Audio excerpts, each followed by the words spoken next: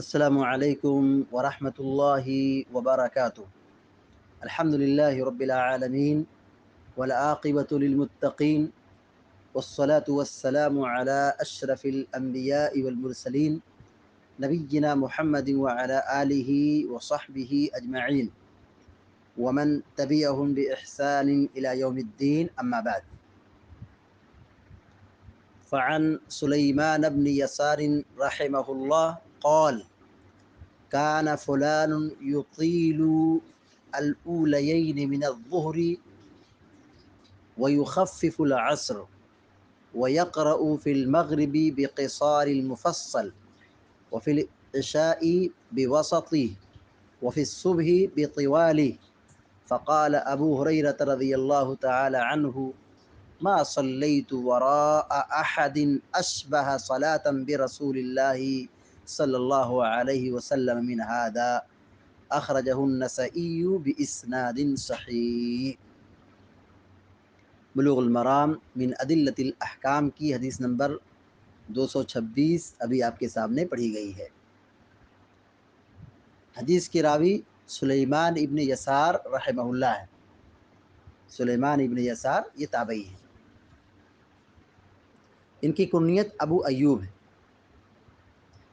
یہ کبار تابعین میں سے ہیں۔ کبار تابعین مطلب کیا؟ علم و فضل میں جو اعلیٰ درجے پر قائم تھے، تابعین میں سے مشہور ہیں اپنے علم اور فضل کی وجہ سے، تقوی اور ایمان اور طہارت کی وجہ سے، تو ان کو کبار تابعین کہا جاتا ہے۔ سلیمان ابن یسار کبار تابعین میں سے ہے۔ فقہائے سبعہ میں ان کا شمار ہوتا ہے۔ فقہائے سبعہ، فقہائے سبعہ، فقیہ کی جمع فقہا اور سبعہ مانے 7، یعنی وہ 7 بڑے بڑے فقہا مدینہ کے تابعین میں سے۔ مدینہ کے جو تابعی تھے ان میں 7 جو بڑے بڑے فقہا تھے، ان میں سے سلیمان ابن یسار رحمہ اللہ بھی شامل ہیں۔ یہ 6 نمبر پر آتے ہیں۔ سلیمان ابن یسار 6 نمبر پر آتے ہیں فقہائے سبعہ میں سے۔ سلیمان ابن یسار رحمہ اللہ بہت بڑے عابد اور فقیہ تھے، بہت بڑے مرتبے کے عالم تھے۔ بے شمار حدیثیں ان سے مروی ہیں۔ حضرت ام المومنین میمونہ رضی اللہ تعالی عنہ کے آزاد کردہ غلام تھے۔ سن 107 ہجری میں ان کی وفات ہوئی، 73 سال ان کی عمر رہی۔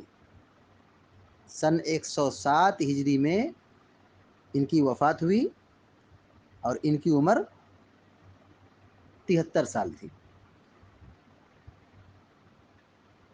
تو سلیمان ابن یسار یہ صحابی نہیں ہے، یہ تابعی ہیں۔ تابعی کن کو کہا جاتا ہے؟ صحابی ان کو کہا جاتا ہے جنہوں نے اللہ کے نبی صلی اللہ علیہ وسلم کو ایمان کی حالت میں دیکھا ہو اور ایمان کی حالت میں ان کی وفات ہوئی ہے، تو ان کو صحابی کہتے ہیں۔ اور تابعی ان کو کہتے ہیں جنہوں نے ایمان کی حالت میں صحابی سے ملاقات کی ہو اور ایمان ہی کی حالت میں ان کی وفات ہوئی ہو، تو ان کو تابعی کہتے ہیں۔ تو سلیمان ابن یسار تابعی ہیں۔ کہاں کے ہیں یہ؟ مدینہ کے ہیں۔ وعن سلیمان بن یسار قال: كان فلان يطيل الأوليين من الظهر ويخفف العصر. يطيل لمبا کرنا، اطال يطيل لمبا کرنا۔ الاولیین پہلی کی 2 رکعت، الاولیین پہلی کی 2 رکعت۔ کان فلان یطیل الاولیین، فلاں امام صاحب ظہر کی پہلی 2 رکعت میں لمبی کرتے ہیں، یعنی قرات لمبی کرتے ہیں۔ کان فلان یطیل الاولیین من الظہر، ظہر کی پہلی 2 رکعت میں امام صاحب لمبی کرتے ہیں، یعنی لمبا قیام کرتے ہیں، لمبی قرات کرتے ہیں۔ یہ فلاں صاحب کون ہیں؟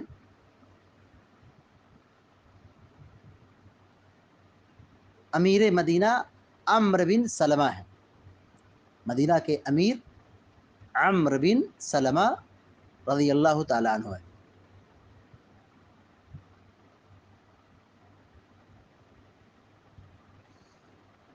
وَيُخَفِّفُ الْعَصْرَ، خفف يخفف تخفیف، ہلکا کرنا یعنی مختصر کرنا۔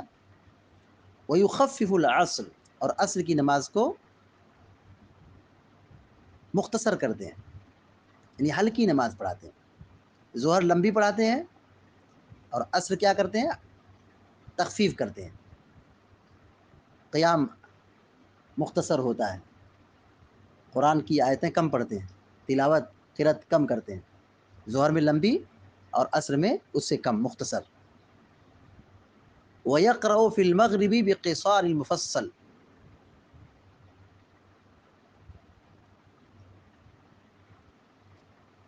اور مغرب کی نماز میں پڑھتے ہیں، وَيَقْرَأُ، اور پڑھتے ہیں، فی المغربی، مغرب کی نماز میں، بقصار المفصل، قصار مفصل، مغرب کی نماز میں کیا پڑھتے ہیں؟ قصار مفصل پڑھتے ہیں۔ یہ قصار مفصل کیا ہے؟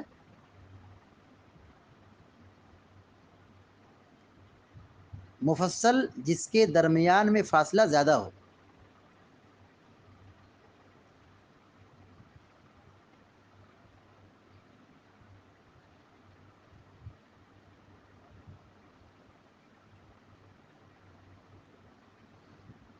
مفصل ان صورتوں کو کہتے ہیں جن میں بسم اللہ الرحمن الرحیم کے ذریعے زیادہ فصل کیا گیا ہو، زیادہ کیا گیا ہو؟ فصل کیا گیا ہو، یعنی بار بار صورت بدل جائے، جلدی جلدی صورت بدل جائے۔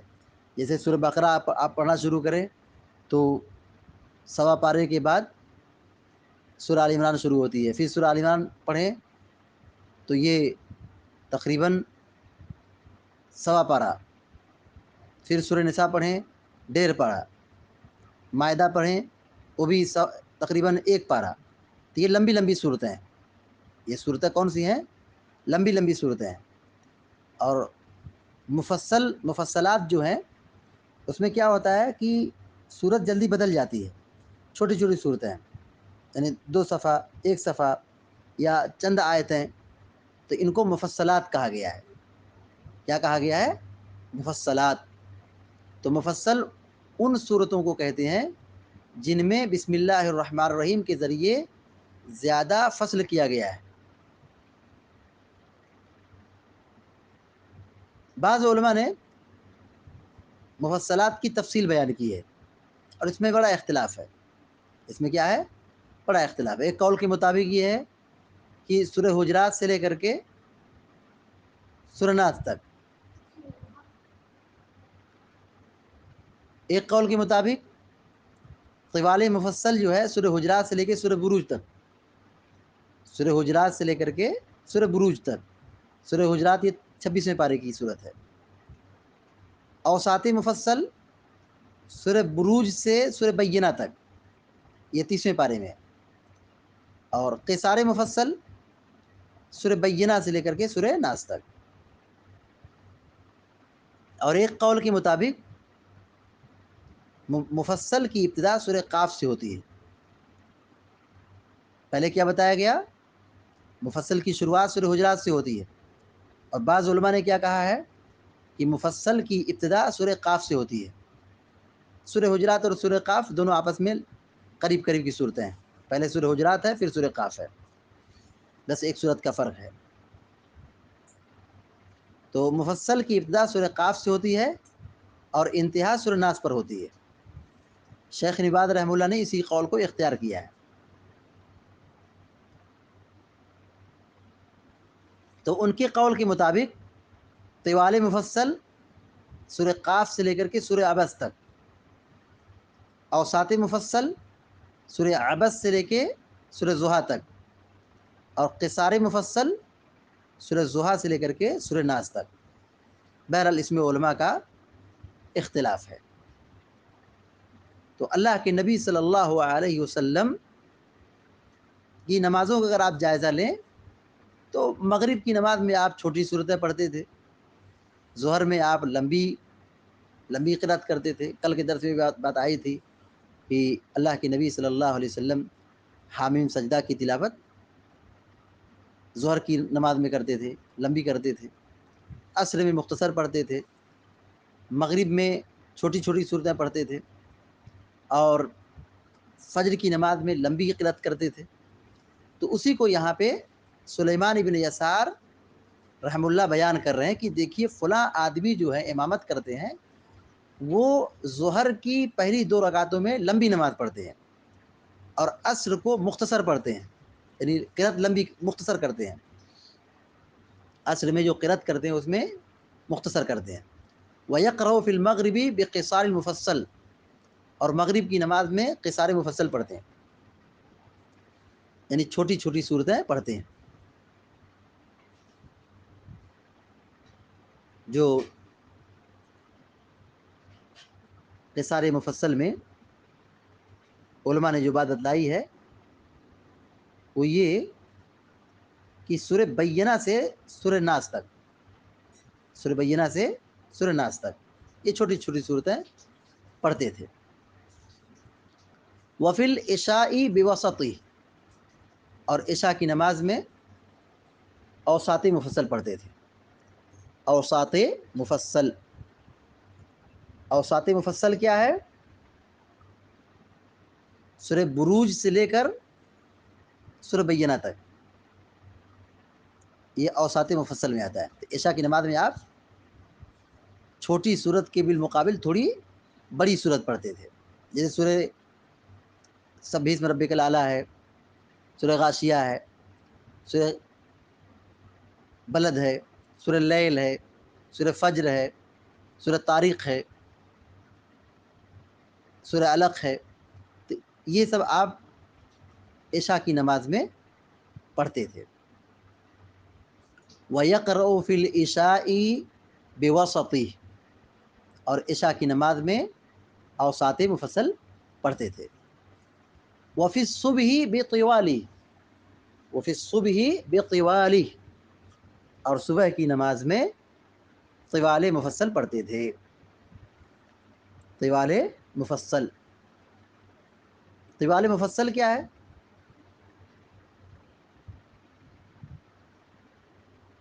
سورہ حجرات سے لے کر کے سورہ بروج تک، سورہ حجرات سے لے کر کے سورہ بروج تک، اور بعض علماء نے کہا کہ سورہ قاف سے لے کر کے سورہ بروج تک۔ علی کل حال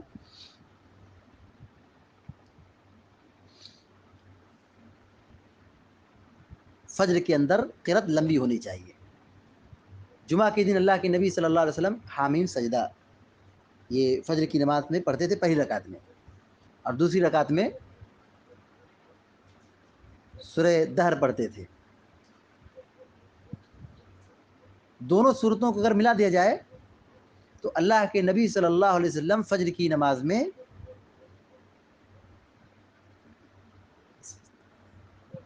ربع ایک پارے کا چوتھا حصہ پڑھتے تھے، ربع پارہ ایک پارے کا چوتھا حصہ۔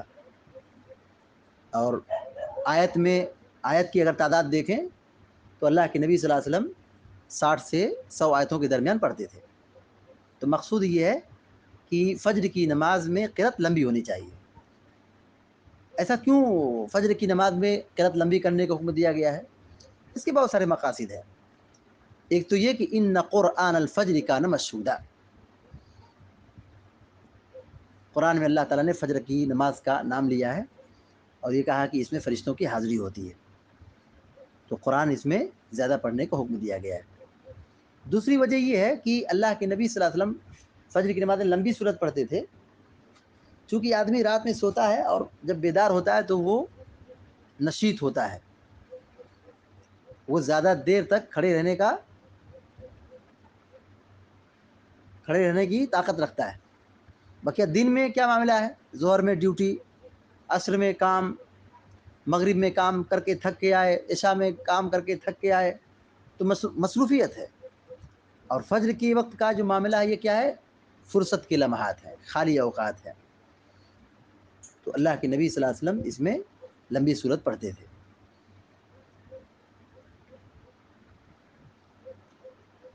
اور لمبی قرات کرنے کی ایک وجہ یہ بھی ہو سکتی ہے کیونکہ یہ سونے کا وقت ہوتا ہے، تو لوگ بیدار ہوں گے، اٹھیں گے، آئیں گے، جائیں گے، وضو بنائیں گے، تو قرات لمبی ہوگی تو لوگوں کی جماعت نہیں چھوٹے گی۔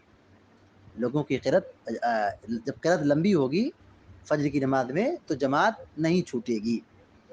علی کل حال پیارے نبی صلی اللہ علیہ وسلم کا معمول یہی تھا کہ آپ فجر کی نماز میں اوساط یہ طوال مفصل پڑھا کرتے تھے۔ طوال مفصل یعنی سورہ حجرات سے لے کر کے سورہ بروج تک، یہ جو بڑی بڑی صورتیں ہیں ان کو آپ پڑھا کرتے تھے۔ فقال ابو ہریرہ، تو جو سلیمان بن یسار رحمہ اللہ نے کسی امام کے بارے میں ابو ہریرہ سے شکایت کی تھی، ابو ہریرہ رضی اللہ تعالیٰ عنہ سے یہ کہا تھا کہ اب بتائیے فلاں آدمی جو امامت کرتے ہیں ایسے کرتے ہیں، ظہر کی پہلی 2 رکعتوں میں قرات لمبی، عصر مختصر، مغرب کی نماز میں چھوٹی صورت، عشاء میں اس سے تھوڑی بڑی، پھر فجر میں لمبی صورت۔ تو جانتے ہیں ابو ہریرہ نے کیا جواب دیا تھا؟ فقال ابو ہریرہ رضی اللہ تعالی عنہ ما صلیت وراء احد اشبہ صلاۃ برسول اللہ صلی اللہ علیہ وسلم هذا۔ ابو ہریرہ رضی اللہ تعالی عنہ نے فرمایا کہ میں نے کسی کی امامت میں اس سے زیادہ نبی کریم صلی اللہ علیہ وسلم کی نماز سے مشابہ نماز نہیں پڑھی ہے۔ یعنی وہ جو نماز پڑھاتے ہیں ان کی نماز بالکل سنت کے مطابق ہے، اللہ کے نبی صلی اللہ علیہ وسلم کے طریقے کے مطابق ہے۔ ما صلیت وراء احد، میں نے کسی کے پیچھے نماز نہیں پڑھی ہے۔ ابو ہریرہ کیا کہہ رہے ہیں؟ میں نے کسی کے پیچھے نماز نہیں پڑھی ہے، کسی کی امامت میں نماز نہیں پڑھی ہے جو نبی کریم صلی اللہ علیہ وسلم کی نماز سے زیادہ مشابہت رکھتی ہو، یعنی سنت کے اعتبار سے، نبی کے عمل کے اعتبار سے۔ یعنی یہ نماز جو آپ بتا رہے ہیں امام صاحب ایسا پڑھاتے ہیں تو ان کی یہ امامت بالکل سنت کے مطابق ہے۔ ما صلیت وراء احد اشبہ صلاۃ برسول اللہ صلی اللہ علیہ وسلم من هذا، میں نے کسی کی امامت میں اس سے زیادہ نبی کریم صلی اللہ علیہ وسلم کی نماز سے مشابہ نماز نہیں پڑھی ہے۔ یعنی ہمارے اسلاف صحابہ اکرام سنت کی تلاش میں رہتے تھے اور سنت کے مطابق عبادت انجام دیتے تھے، نماز پڑھتے تھے، اور جب ان کو یہ بتا دی جاتی کہ یہ سنت کے مطابق ہے تو وہاں پہ کیا کرتے تھے؟ خاموش رہتے تھے، اس کو تسلیم کرتے تھے۔ یہ نہیں کہ ہمارے امام صاحب نے ایسا کہا ہے تو امام صاحب کا ایسا قیاس ہے، ان کا نظریہ ہے، ان کا فتویٰ ہے، ہمارے بڑے بزرگ نے کہا، ہمارے اکابر نے کہا، ہمارے مفتی نے کہا، یہ کہا۔ یہ سب ہمارے اسلاف کا نظریہ نہیں تھا۔ سلیمان بن یسار کو تھوڑا سا ڈاؤٹ ہوا کہ ہمارے جو امام نماز پڑھاتے ہیں تو ان کی نماز ایسی ایسی ہے، چلو پوچھتے ہیں ابو ہریرہ سے، کیونکہ یہ رسول کی سب سے زیادہ قریب رہے ہیں، انہوں نے علم حاصل کیا ہے، بہت ساری حدیثوں کی انہوں نے روایت کی ہے، نبی سے قریب رہے ہیں، نبی کے خاص شاگرد ہیں۔ تو جب پوچھا تو جواب کیا ملا کہ ان سے بہتر کوئی نماز نبی کی مشابہ نہیں۔ میں نے جتنی بھی میں نماز پڑھی ہے تو سب سے زیادہ رسول کے مشابہ اگر کسی کی نماز ہے تو تمہارے امام کی نماز ہے۔ ما صلیت وراء احد اشبہ صلاۃ برسول اللہ صلی اللہ علیہ وسلم من هذا، میں نے کسی کی امامت میں اس سے زیادہ نبی کریم صلی اللہ علیہ وسلم کی نماز سے مشابہ نہیں پڑھی ہے۔ اخرجہ النسائی باسناد صحیح، اس حدیث کو امام نسائی نے صحیح سند کے ساتھ بیان کیا، یعنی روایت کیا ہے؟ صحیح ہے۔ ترجمہ حدیث کا پھر دیکھیے، وعن سلیمان بن یسار رضی اللہ رحمہ اللہ قال، حضرت سلیمان بن یسار رحمہ اللہ کہتے ہیں کان فلان یطیل الاولیین من الظہر، کہ فلاں امام صاحب ظہر کی پہلی 2 رکعتوں میں نماز لمبی کرتے ہیں، یعنی لمبی قرات کرتے ہیں، ویخفف العصر، اور عصر کو مختصر کرتے ہیں، اس میں قرأت مختصر ہوتی ہے. وَيَقْرَأُ الْمَغْرِبِ بِقِصَارِ الْمُفَصَّل، اور مغرب کی نماز میں قصار مفصل پڑھتے ہیں، یعنی چھوٹی چھوٹی صورتیں پڑھتے ہیں، سورہ بینہ سے سورہ ناس تک جو چھوٹی چھوٹی صورتیں ہیں. وفی العشاء بوسطی، اور عشاء کی نماز میں اوساط مفصل پڑھتے ہیں، یعنی مغرب کی نماز میں جو قرأت کرتے ہیں، جو صورت پڑھتے ہیں، اس سے بڑی بڑی صورت پڑھتے ہیں، سورہ بروج سے سورہ بینہ تک کی جو صورتیں ہیں. وفی الصبح بطوالی، اور صبح کی نماز میں طوال مفصل پڑھتے ہیں، یعنی سورہ حجرات اور سورہ قاف سے لے کر کے سورہ بروج تک کی جو بڑی بڑی صورتیں ہیں وہ پڑھتے ہیں. تو اب یہ بات رکھ کر کے دراصل وہ پوچھنا چاہتے تھے کہ صحیح کیا ہے، کہ آیا کہ وہ جو اس طرح قرآن پڑھتے ہیں یہ صحیح ہے کہ نہیں صحیح ہے. فقال ابو ہریرہ رضی اللہ تعالیٰ نے کہا ما صلیت وراء احد اشبہ صلاۃ برسول اللہ صلی اللہ علیہ وسلم من هذا، کہ میں نے کسی کی امامت میں اس سے زیادہ نبی کریم صلی اللہ علیہ وسلم کی نماز سے مشابہ نماز نہیں پڑھی ہے. اس حدیث سے جو بات معلوم ہوئی، نمبر 1، ظہر کی نماز میں قرأت لمبی کرنا چاہیے، ظہر کی نماز میں قیام لمبا ہونا چاہیے. دوسری بات یہ معلوم ہوئی کہ عصر کی نماز مختصر ہونی چاہیے، ظہر کے مقابلے میں عصر کیا ہو، مختصر ہونا چاہیے. اور ہمارے یہاں امام صاحب کیا کرتے ہیں، ظہر عصر بالکل سیم پڑھاتے ہیں، یہ سنت کے مطابق نہیں ہے. ظہر تھوڑی لمبی ہونی چاہیے اور عصر کیا ہے، ہلکی ہونی چاہیے، مختصر ہونی چاہیے، کیونکہ یہ مصروفیت کا وقت ہوتا ہے، لوگوں کا کاروبار اور بازار جانے کا وقت ہوتا ہے، کام کا وقت ہوتا ہے. تو عصر کی نماز مختصر پڑھنا چاہیے. تیسری بات یہ معلوم ہے کہ مغرب کی نماز میں چھوٹی چھوٹی صورتیں پڑھنا چاہیے، قصار مفصل، سورہ بینہ سے سورہ ناس تک. چوتھی بات یہ معلوم ہے کہ سورہ فاتحہ کے بعد قرأت کرنا چاہیے. نماز میں کیا کرنا چاہیے، سورہ فاتحہ کے بعد قرأت کرنا چاہیے، قرآن پڑھنا چاہیے. اور یہ ترتیب جو بتائی گئی ہے اسی ترتیب کے مطابق پڑھنا چاہیے، یہی زیادہ سنت کے مطابق ہے. کہ فجر کی نماز میں لمبی قرأت، اور مغرب میں قصار مفصل، اور عشاء میں اوساط مفصل، اور ظہر میں تھوڑی لمبی، اور عصر میں تھوڑی مختصر. تو سورہ فاتحہ کے بعد قرأت کرنا چاہیے. اس کے علاوہ جو بھی قرآن میں سے یاد ہو پڑھ سکتے ہیں، نماز ہو جائے گی. اللہ تعالیٰ نے قرآن میں فرمایا ہے فَقْرَؤْا مَا تَيَسَّرَ مِنَ الْقُرْآنِ، فَقْرَؤْا مَا تَيَسَّرَ مِنَ الْقُرْآنِ، قرآن میں سے جو یاد ہو اس کو پڑھو. تو نماز میں ہم کچھ بھی پڑھ سکتے ہیں، قرآن میں سے، نماز کے اندر قرآن میں سے جو بھی یاد ہو پڑھ سکتے ہیں، جائز ہے. لیکن سنت کے مطابق یہ ہے کہ آدمی ان صورتوں کو پڑھے جو اللہ کے نبی علیہ الصلوۃ والسلام سے ثابت ہیں، تو اس کا اہتمام کرتے زیادہ افضل اور بہتر ہے. پانچویں بات یہ معلوم ہے کہ فجر کی نماز میں قرأت لمبی کرنا چاہیے، فجر کی نماز لمبی پڑھانا چاہیے، فجر کی نماز لمبی پڑھانا چاہیے. اور جب ہم یہ کہیں گے کہ فجر کی نماز لمبی پڑھانا چاہیے، اس سے ایک نقطہ یہ بھی ملتا ہے کیا، کہ فجر کی نماز غلط اور اندھیرے میں پڑھنا چاہیے. اگر فجر کی نماز میں لمبی لمبی صورتیں پڑھیں گے اجالا ہونے کے بعد، تو سلام پھیرنے سے پہلے سورج نکل جائے گا، سلام پھیرنے سے پہلے کیا ہو جائے گا، سورج نکل جائے گا. جیسا کہ حنفیہ کے یہاں کیا ہے کہ بالکل اجالا ہونے کے بعد فجر کی نماز پڑھنا شروع کرتے ہیں. اور کون سی صورت پڑھتے ہیں، بمشکل 10 آیتیں پڑھتے ہیں، بمشکل 10 آیتیں پڑھتے ہیں. تو سنت والی یہ نماز نہیں ہے کہ فجر کی نماز اجالے میں پڑھا جائے. اللہ کے نبی صلی اللہ علیہ وسلم فجر کی نماز اندھیرے میں پڑھتے تھے، غلط میں پڑھتے تھے. تو جب قرأت لمبی کریں گے، قرآن زیادہ پڑھیں گے، قیام لمبا ہوگا، 100 آیتیں تقریباً پڑھیں گے، تو کیا ہوگا، اندھیرے میں شروع کریں گے، اجالا شروع ہو جائے گا. اور اگر اجالا ہونے کے بعد فجر کی نماز پڑھنا شروع کریں گے تو پتہ چلا کہ سلام پھیرنے سے پہلے ہی سورج نکل گیا. تو پانچویں بات یہ معلوم ہے کہ فجر کی نماز میں قرأت لمبی کرنا چاہیے. چھٹی اور آخری بات یہ معلوم ہوئی کہ سنت کے مطابق نماز پڑھانا چاہیے.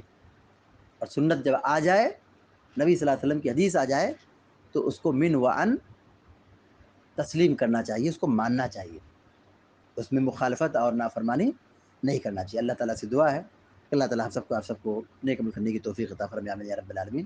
وصلی اللہ علی نبینا محمد وسلم تسلیما کثیرا. السلام علیکم و رحمۃ اللہ وبرکاتہ.